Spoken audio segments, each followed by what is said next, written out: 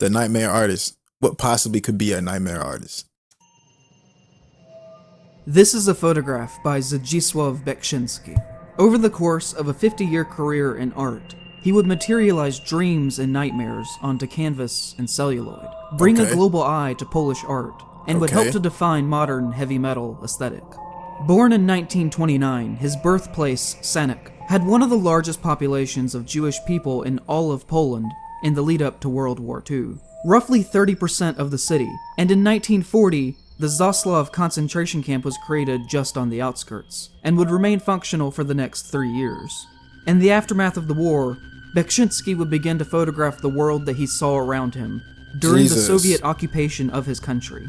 And it is undeniable that the horrors he experienced through his entire adolescence would later play a massive role in the mindset of his works that he would go on to create. Although not formally trained in art, in 1955 he would study architecture, and develop drafting skills through that would later help him in more than one way. Wow. Because as well as training his hand, he would also learn the history and symbolism of architecture that would allow him to make social commentary through his paintings. After finishing his education, he would return home to Sanok, and would design buses for a construction company called Autosan. But during this time, he would continue to experiment more with his photography, incorporating objects that he found at the construction site into the pictures that he took, and decided as a side project to his career that he would become a part-time photographer. And it was here, in 1957, that Beksiński immediately disrupted the art world with his earliest works of photography. The philosophical idea behind photography at the time was that of straight photography or pure photography, and the likes of artists such as Paul Strand, Edward Weston, and Ansel Adams, in which the objective of the photographer was to use the camera to create as sharp an image as possible of the subject, using light to demonstrate every natural texture available. This style was born out of a rejection of pictorialism, which was the reigning style of art photography in the early 1900s, wherein the photographer would try to capture life in a hazy, obscure way, similar to that of the Impressionist painters. Pure photography stood against this staged false idea of life that the pictorialists created within their work, and tried to present objects as they truly were, rather than how a romantic would see them. And so when Beksiński unveiled his photograph, Sadist's Corset, in 1957, there was an immediate backlash to its stylized, posed nature that rejected the traditional nude, facing the figure away from the camera, cropping out the head and legs in a very non-sexual, rigid, standing position. Photography critic Alfred Lagoki publicly criticized the photograph, saying that surrealist photography should not be acknowledged because of its direct interference with the photographed subject on the part of the photographer, that it didn't properly represent the subject as it really was, claiming that Beksiński's work was anti-photography. Beksiński then responded to this publicly in Photography magazine with an article titled "The Crisis of Photography and the Perspective to Overcome It," saying that the pervasive style of pure photography didn't allow for artistic expression, and that the medium should grant that to an artist to make an artistic statement if the artist wants to do that.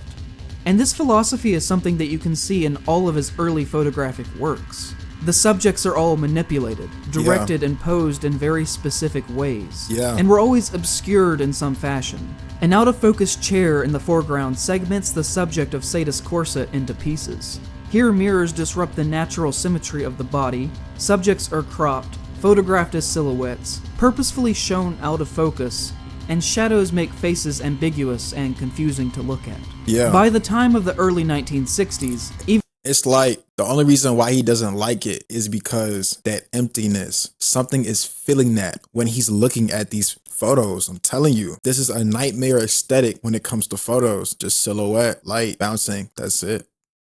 Sometimes you'll get a haze, sometimes you won't even get no eyeballs. It's crazy. Sometimes everything will be out of shape, out of form. You feel me? Photographed as silhouettes, purposefully shown out of focus, and shadows make faces ambiguous and confusing to look at. And that nigga was By the time of the early 1960s, even though he was a renowned photographer, he quit working within the medium entirely and donated all of his photographs to the Historical Museum in Sanok, stating that he had nothing else to say through that art form, and that it limited his imagination. It did. And even though Beksiński today is known entirely for his paintings, You can see here in his photographic works of the 1950s the formation of what would go on to be his trademark existential style.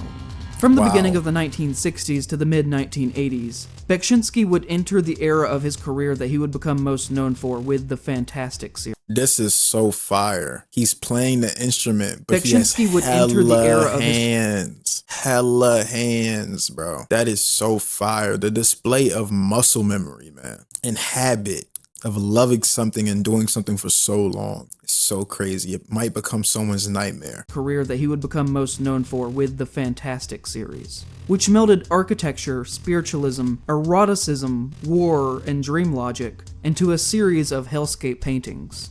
Every work of art created by Beksinski was untitled. He didn't like the concept of titling art because of the possibility of creating a misconstrued meaning or perceived interpretation of the work from the artist to the audience.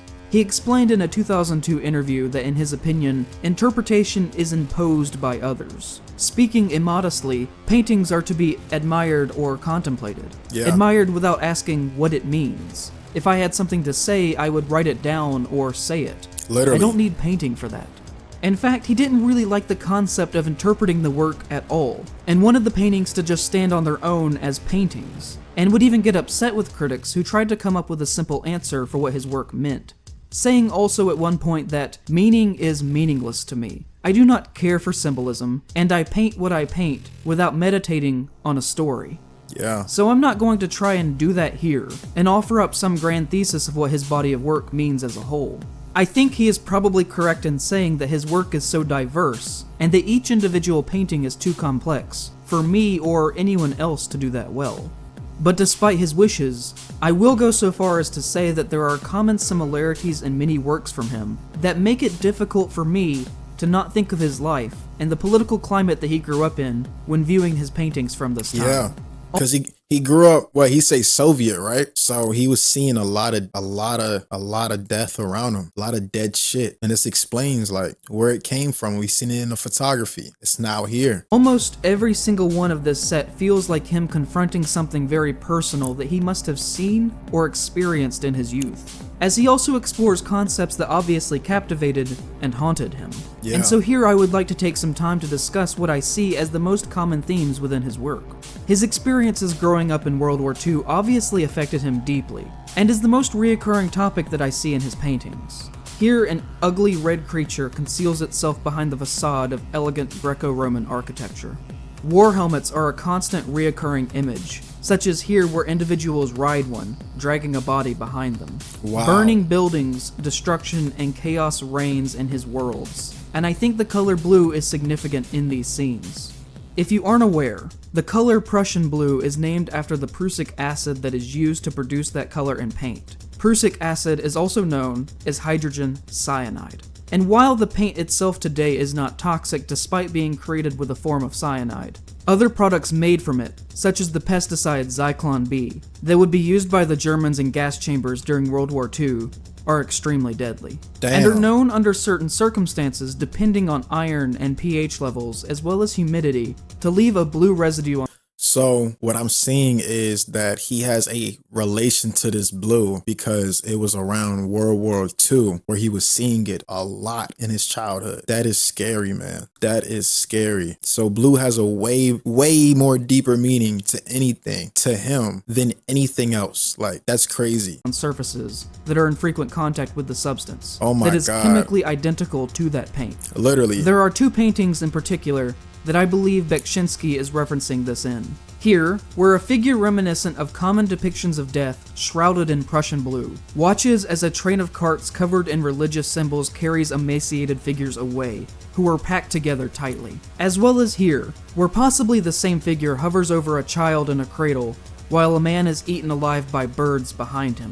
The words, "In hoc signo vinces," is carved into the wall, a Latin phrase meaning, "In this sign, thou shalt conquer."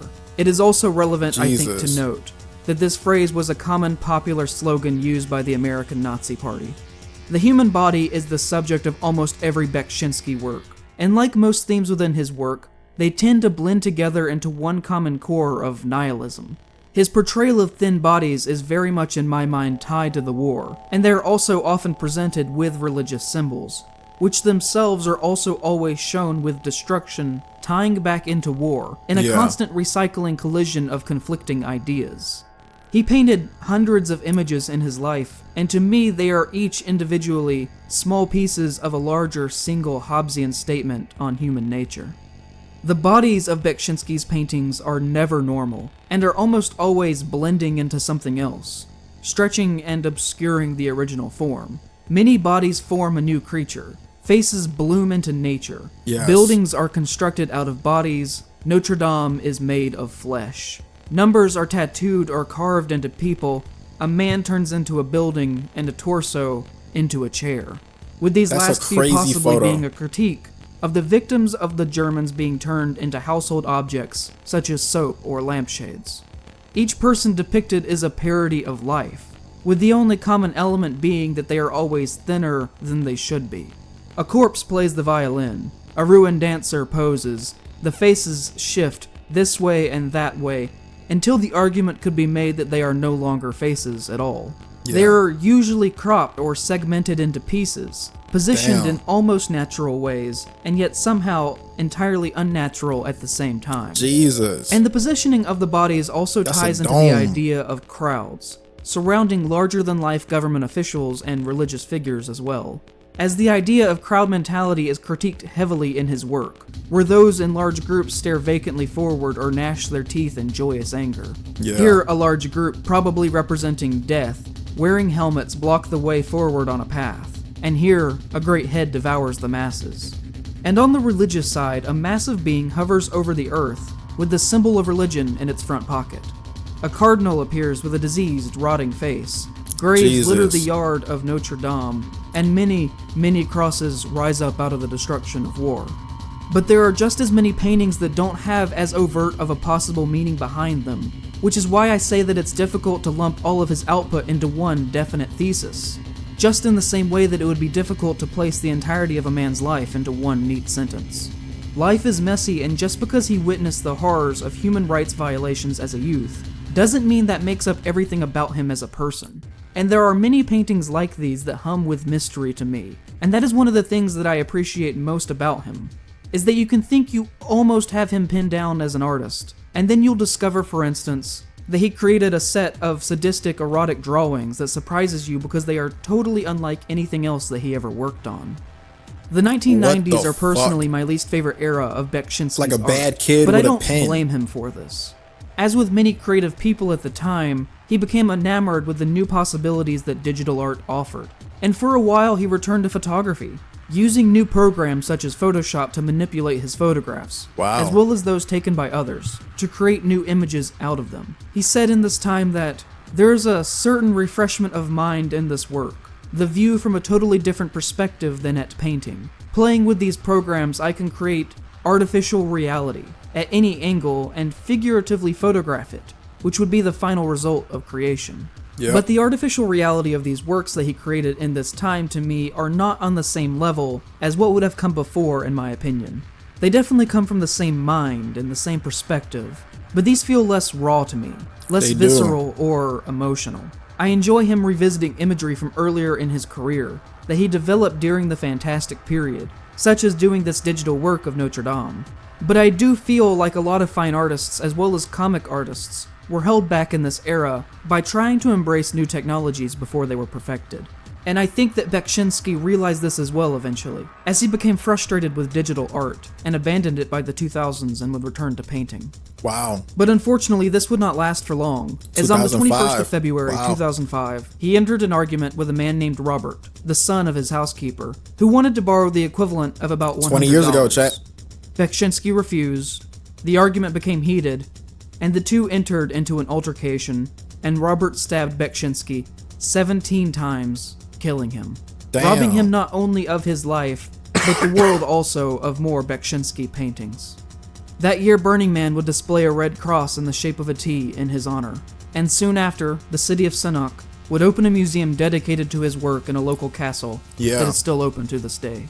That's beautiful. Beksinski is undeniably the symbol of the birth of modern Polish art, But I also believe that he stands as a symbol of a reaction to a very specific chaotic time in world history. Yeah. From a perspective that lived through it and saw it unfold as it all horribly happened. Through war, through travesty, through occupation and totalitarianism. He took these things in and held on to them, before I think they exploded into a pure, emotional, visceral reaction at the horrors of life. And the artistic vantage point that provides emotional information about this time is invaluable. Shout out to folks. I'm liking the video. This was a really good video. Not gonna lie. The nightmare artist. He lived the nightmare literally.